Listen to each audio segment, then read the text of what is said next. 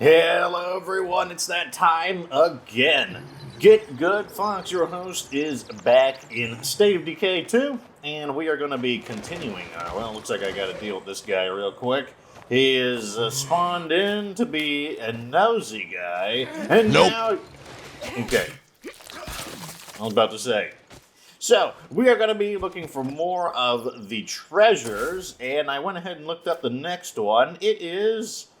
Basically, we got Spencer's Mill here. It's on the way to the Wilkerson's place, but we got this little bend right here, and I'm pretty sure this is the one in the cemetery. It's a bit zoomed out, so it's kind of hard to tell, but I'm pretty sure that is what it is referencing. But, and I'm pretty sure there is one there, because I do recall looting a rare weapon cache in the graveyard. I'm pretty sure I'm not going to be able to go in a straight line, though. That will not work. We cannot get a jet engine and fly. That is not quite a thing yet. But, yeah, we are going to be doing that. Also, let me know if there's anything you guys want me to wrap up. I know that there's apparently a collectible quest that I can do, like by, I guess, finding like a dog tag or something. I'm probably going to have to look up that location so that I don't like wander around in the dark not finding it. But if there's anything you want me to wrap up, let me know, and I'll look in the comments section and see if there's anything interesting that you guys suggest that we should. Free from blood plague. Oh yeah, that's right. All are free from the blood plague. We got to be reminded about it every single time. But so one of the community questions I wanted to answer is, how safe is Fort Marshall? Because some people are saying that like it's really not very safe.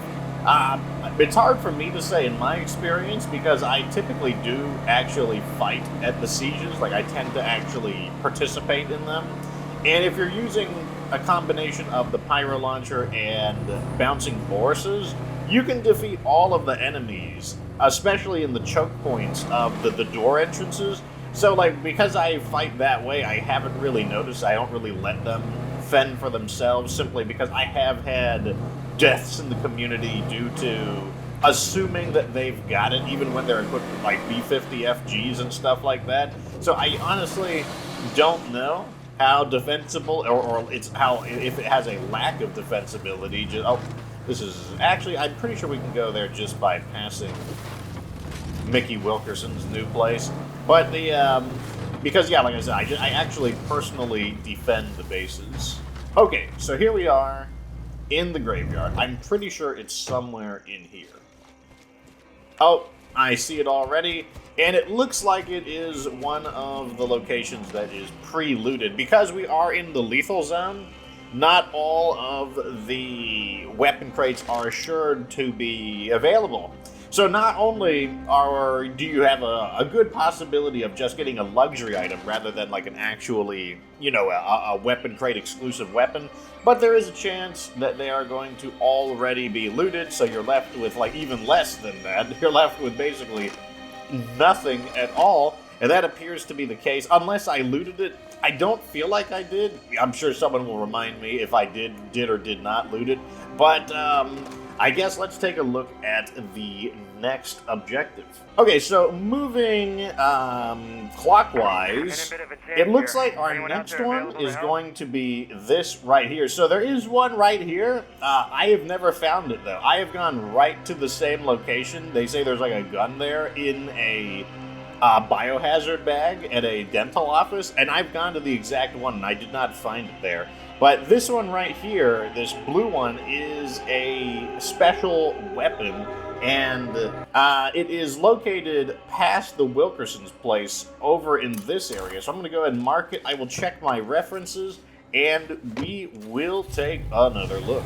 All right, we are hitting the Big Bend into Tanner Ridge. That's the name of this area, and according to my references, it looks like it is on a trail, like an actual trail that you're intended to walk on, that is along the water, and I think I know which one they're talking about. I have only done the rare weapon cases once here, so my memory is not absolute on these, but I'm pretty sure the trail is just below these rocks, so I gotta...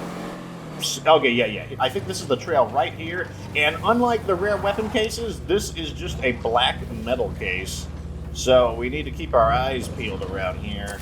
Although it's higher up, so maybe there is another trail. I think there's going to be another trail around here. Yeah, oh, there it is right there. I see it. I see it. Wow, the water's really brackish and not very inviting looking. Gotta say that. Okay, can I please drive up there? There we go. Did anyone hear us? Into the brackish water with you. Wow, it's super brackish looking. Wow, I never noticed that before. So here it is. I thought there might have been nope. So let's go ahead and loot it. And here it is, the Sea Bass Model 94. This is a lever action rifle. It is fires the crazy, like 357 hollow point, whatever those crazy things are. It has an 8-round capacity. And the flavor text says, this rugged, corrosion-resistant lever-action rifle blends timeless quality and modern materials to create an instant heirloom. Its ancestor might have been used to fend off rustlers or rum runners. Sea bass arms, catching bass and kicking ass over a century. 6 minutes in, I can say that. Don't demonetize me. Our character says, I wonder how this got here. I have no idea. I'll be so sad if I get demonetized. 6 minutes. I can say that. Like, don't screw with me, you two. Okay, so now that we got the next location is right over here. So we already know what one of these is. This is the Dino Blade the Dino Jaw Sword. But apparently there is a rare weapons cache, and that means that this is right in, what do you call it, Jurassic Junction. So it's somewhere around here. I'm guessing. I think the Dino Jaw... Actually, I think they might be in the same building. I'm not sure where it is, but I'm going to have to check my references, and I will see you when I get there. Alrighty, on the way to... man, am I going to start... It's like, whenever I pause a recording and then begin the recording, I have to have some kind of a word to kind of get me back into the rhythm of talking, and like, it seems like today in this episode, it's alright or alrighty. That's just kind of... what gets it's like the thread starter. That's what gets the conversation going. I have a feeling that this one is going to be pre-looted, and there's 2 reasons possible why it is, because I do remember where this one is now. This is the one that we saw that was near the mission that Isby had to do. Yep, here it is. And yeah, so if you're wondering where this is right next to the... Okay, looks like we got some company.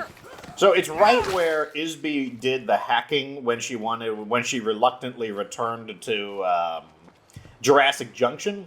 And because like here is the fuel tank that got knocked over, and it's just right here in this kind of like Red Talon / Cleo looking stuff. And the reason it's pre-looted is there's 2 possibilities. One, I already looted it. I feel like I didn't though, but I can't remember for sure. And the second possibility is that it is another Lethal Zone pre-looted location. The Dino Jaw Blade, for anyone who doesn't know where it is, let me quickly at least find it. Nope. And the geometry is messing me up. But not the zombie. The zombie is not geometrically challenged, able to just handle it without okay, we got to get onto the Bronto gas station. Here is the ladder in the back. And this dead guy right here would be the location of the Dino Jaw Sword. I can't remember. The Dino Blade, whatever that thing is. Anyways, where's the next item? Okay, so now that we got the stuff in Jurassic Junction, we're going to go out into the fields, and... why am I getting this notification? I deleted these things. Alright, so according to it, there's like this area here that was kind of like a box, and it looks like it's at the very tip of this area here, so this second route, though I will need to double check it because I have already forgotten despite having looked at it just a few seconds ago. Okay, so after getting a quick refuel, so it looks like basically we have these 2 little buildings here and it's somewhere just above those 2 little buildings. So I've repositioned it and off we go. So now that it's in the middle area, we can actually, whoa god, maybe that was a terrible idea. I thought we could just drive into the middle of the map, but apparently that, oh my god, I didn't know it'd be so hilly over here. Oh, God, get away. There. Okay, good. He wants to make noise instead of getting on the car. That is perfectly fine. Anyways, I guess I will see you there. All right, so I am passing the bounty broker. Oh God, more rocks. Gotta keep my eye on. Oh my God, get off, zombies! I just want to get my loot. That's another thing it's about.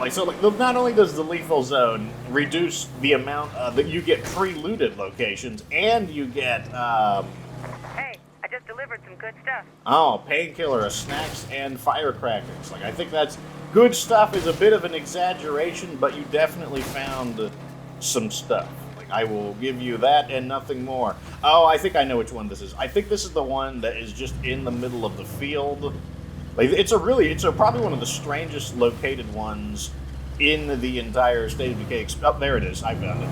Yeah, there's one just laying in this field right over here. It was actually so strangely placed that I actually specifically remember that I mean, not exactly where it was located, but I remember it was here because of that.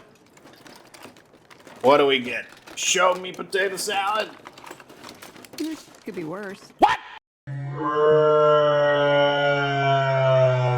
Wow, that is so awful. We get 3 shots of espresso. This is probably the worst loot I have ever gotten from a rare weapon cache. Like, they don't even sell for very much either. I mean, they will sell for something, but they don't sell. They're not even, like, extremely valuable. You can just mass produce them yourself. Like, wow, that really super stinks. Anyways, I guess let's find the next location. Okay, so after we got the one in the middle of the field, it looks like there's one to the right of this body of water and to the north of the smaller body of water. I'm pretty sure that this is the airplane crash. But let me get into the map. It's somewhere around here. Yeah, I'm pretty sure. Yeah, here's the crashed air. So it's around the crashed airplane. So let's go ahead over there. It's not that far away. And I guess I'll answer another community question. So some people ask, why do I use pyro launcher and like stuff like gunslinging all the time? Well, 1, I like to use the best stuff in the game. 2, I endorsed the pyro launcher in that. My most popular video, my top 6 OP things, the pyro launcher was the #1 thing. So I feel like I need to I need to endorse that. Like, I declared that to be the best thing. And the last thing is, if the game gets too slow, I actually start. There it is. Yeah, I start to get bored with the game. Like, it basically, to me, the pyro launcher is like Drano. It's like, you know, just your toilet is stopped up, or your sink or your shower is stopped up. Like, this just keeps things going. Because otherwise, if it gets really slow, I get bored. Not bad. So here we've got the graveyard shift and some bullets that don't match it, so we'll take that. The graveyard shift is from the World War II pack. I can't remember if it is a exclusive. Some of these weapons are exclusive. I feel like it is. Anyways, let's go ahead and just grab it and take a look at it. So the graveyard shift. This is a 45 caliber weapon. I believe, I think it's only. Wait. It has semi-automatic and fully automatic for firing modes. It is no attachments because it is permanently silenced, which I will demonstrate real quick. There we go. So permanently silenced, but there is no scope. As you can see, even a permanently silenced weapon is still going to make a bit of noise on lethal zone. So that's another reason why I don't really use guns. They make more noise than I'm happy with, and I can't control. Like with the pyro launcher, I can kind of like throw the noise, but it's not a bad weapon. It's just that there are definitely, over time, there have come to be better weapons that are silenced and have the option for automatic, because like they either have more capacity or they have like a scope on them. So like, honestly, this is really not that exciting of a weapon to find. It might sell for a decent bit though. It might be worth a lot in terms of selling it. It might be worth like 100 influence or so, but let's see where the next objective is. Okay, so it looks like the next objective is in the eastern side of Marshall, and it's in the bottom left corner. And in terms of the game, it looks like it is somewhere around here. If I remember right, it is some buildings that have been infested with the blood plague, though I can't remember to be absolutely sure. Anyways, let me get this guy off and we will get right over there. Okay, so we are entering the area now, and one of them is inside of a building and another one is around the corner. And I guess we're just going to have to get on foot and look around. I have a relative... Like I said, I remember that they were in blood plague-infested buildings. But that is about all I... Oh, here's the first one. Okay, so the first one is right in front of the engorged house. And it's just like, basically, you just face the front and off to the side, and bam, there it is. So that means the next one is either in this house or the next door house. And I think... it's a slightly maze-like, so we got a King Vulture 44 and a bottle of imported vodka. King Vulture is a 44 caliber Magnum, 10-round capacity. It is not a revolver, but it still can't take an attachment. It does have a sight, though, but since it can't be silenced, it's basically awful. I mean, maybe you could use it in a lower difficulty, but you would never want to use that in a higher difficulty. It just would be, it wouldn't go well for you. You'd be like... So, like, you see how it kind of blocks some of these areas? We're going to have to possibly check the rear entrances to some of these. Like, that might be where the second one is. So this one is blocked off, so I have a feeling it is this house here, which is the Vomitus house, if it is, in fact, it. But, yeah, I have a memory of having to go in behind. Yep, and there it is right there. Yeah, memory serves us right. So let's see what we're going to wind up acquiring from this. We get, finally, our first actually, a bottle of absinthe. Wow, how ironic. Like, if you're watching the Darkest Dungeon playthrough, one of our abilities is to drink a bottle of absinthe. And we got somebody, okay, looks like we got to get ready for some combat. So the Bastard of Bellow Woods, what's called Bellow Woods so I don't get demonetized, is, a lot of people consider it the best bladed weapon. Statistically, in terms of just raw firepower, I'm pretty sure there's only one other sword that can compete with it, and that would be the Cleo Longblade, which we'll take a look at the stats in a moment. So this weapon, I don't know of any other way to get it other than through rare weapon caches, so if you get one of these, it's certainly really, really good. As you can see, almost a maxed out lethality stat, almost a maxed out dismember stat. We don't really care about impact, that's not really a sword stat. Very close to maxed out speed, good enough. Ease of use, nearly maxed out. Quietness, about normal. No knockdown, not something we care about. Its only real weakness is that its durability isn't very good. That was a bigger issue in the past. I mean, it is still, like, the weapon will break down, especially on Lethal Zone, where weapons break down faster and there's more zombies to chop up. It will break down faster, but they did double the durability of all weapons, meaning it's just going to be a little bit easier to use, but this is definitely a weapon worth keeping, definitely worth collecting. Compared to the Cleo Longblade, the main thing is, I believe the Longblade has more durability, but it has awful ease of use. It's still, the Cleo Longblade is useful if you have access to a large quantity of stamina restoring items, and I mean like energy drinks. Like, you're not afraid to burn energy drinks and stims. Anyways, let's see where the next one is. Okay, so we just got the ones over here that were in the infested buildings. The last one is over here, and I'm pretty sure I know exactly which one this one is. There's one that is hidden in like a pipe, like a gigantic sewage pipe just laying on the ground, and I'm pretty, because this is in the industrial area of the western side of Marshall, near the Snyder trucking house. So within the context of the game map, here, this is Snyder's right here. These guys are occupying it, so it should be like right over here, just kind of resting. So let's go ahead and, I mean, it's only like 400, it's about 500 meters away. There's no need, bumping into things. No need to make a jump cut for such a short location. But, yeah, so we're about to get the last rare weapon cache, and like I said, it looks like we're only going... I mean, it depends on what we get from this, but we're only going to pick up a single rare weapon. If you're playing on a lower difficulty, like Standard Zone, you are far more likely to be walking away with actually good weapons. Like, what we would like to see is something like an Eternal Guard's Infinite Rage, or like a Dev Brew.